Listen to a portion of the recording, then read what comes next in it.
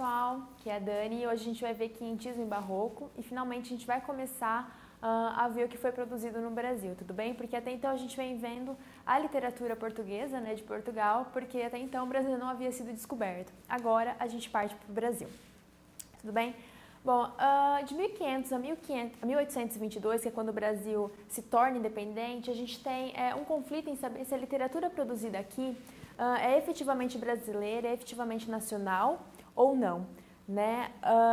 Entretanto, a gente não pode desconsiderar o que foi produzido aqui, apesar de ter sido extremamente vinculado à cultura europeia, não só portuguesa, mas europeia de uma maneira geral, são textos que foram importantes para a formação da identidade brasileira, para a construção da literatura brasileira.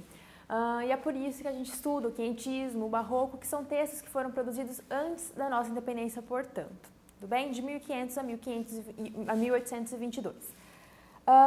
O Brasil que sofre a influência da colônia de 1500 a 1822 e que produz uma literatura que pode ser considerada com aspectos coloniais, brasileiros, é chamada de uma literatura luso-brasileira. E é isso que a gente vai ver na aula de hoje.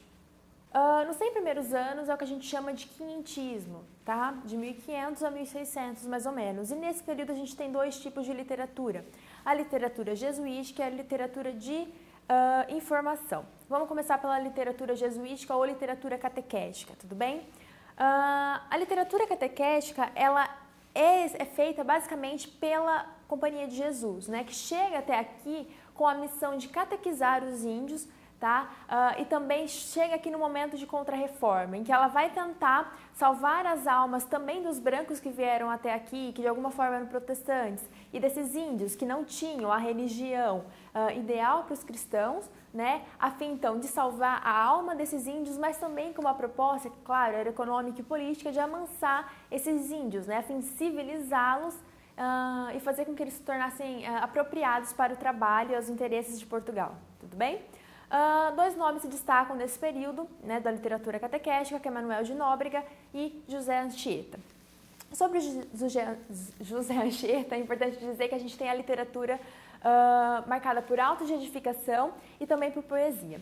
Sobre os autos de edificação, é importante dizer que não se vale só para os índios, também se vale para os brancos, e tem uma estrutura que é basicamente maniqueísta, né? Então bem e mal são muito bem destacados e muito bem separados na sua literatura, né? Então aquilo que é de Deus, aquilo que salva as almas dos homens, aquelas atitudes que levam à fé, tudo isso fica muito bem distinguido daquilo que é ruim, daquilo que seriam os pecados, daquilo que não deve ser cometido pelo homem. Essa literatura ela tem um intuito que é menos estético e muito mais pedagógico, né? De ensino. Pedagógico é a função dessa literatura. Além disso, a gente tem também a produção de poemas, e nesse caso os poemas eles valem por si próprios, tá? Eles não têm a função tanto pedagógica, não têm essa função prática, é mais por uma questão de estética, tá? Sobre o Manuel de Nóbrega a gente não vai falar hoje, porque a importância dele comparado ao José de Anchieta é menor e o nosso tempo, a gente sabe, é curto, então a gente preferiu por enfocar o José de Anchieta, tudo bem? Bom, sobre a literatura de informação, o que foi essa literatura? A literatura de informação era uma literatura que era muito marcada pela descrição, tá? Ela era escrita pelos viajantes e pelos missionários que chegaram até o Brasil, né? Esses missionários europeus, portugueses que vieram até o Brasil a fim de descobrir essa terra nova. E por que descritiva? Porque ela vai ter a função de descrever a terra brasileira, né? Vai descrever a natureza brasileira, o que aqui tinha e o que poderia ser produzido aqui, né? A fins econômicos. Também para descrever quais eram os habitantes, os nativos daqui, né? Os hábitos dos indígenas. E tem influências que são basicamente medievais e renascentistas, tudo bem? Seu valor literário é questionável porque ela tem uma função muito prática, que é de informar os portugueses, né, de qual era a situação aqui no Brasil. Bom, uma carta que se destaca, né, uma carta informativa que se destaca nessa literatura informativa é a carta de Pero Vaz Caminha, tá? Vamos dar uma lida aí em um trecho dessa carta. Neste dia, a horas das vésperas, houvemos vista a terra, primeiramente de um grande monte muito alto e redondo, e de outras serras mais baixas ao sul dele, e de terra chã, com grandes árvores, ao monte alto ao capitão pôs nome, Monte Pascoal, e a terra da Vera Cruz, né? Que são os primeiros nomes que recebem aqui o que eles avistam no Brasil. mandou laçar o prumo. Acharam 25 braças.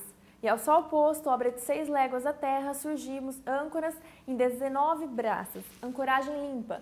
Ali permanecemos toda aquela noite, e à quinta-feira pela manhã fizemos vela e seguimos. Endireitos à terra, indo os navios pequenos, diante por 17, 16, 15, 14, 13, 12, 10 e 9 braças, até meia légua de terra, onde todos lançamos âncoras em frente à boca de um rio. E chegaríamos a esta ancoragem às 10 horas, pouco mais ou menos. Dali avistamos homens que andavam pela praia, obra de 7 ou 8, segundo disseram os navios pequenos, por chegarem primeiro. E aí eles vão descrever como eram esses homens, o que a terra poderia produzir, né? Bem como informar os portugueses sobre os hábitos desses indígenas, como que foi o primeiro contato com esse indígena. Por isso que por vezes é questionado do seu valor literário, né? Ela tem um caráter muito prático que é de informação, tudo bem?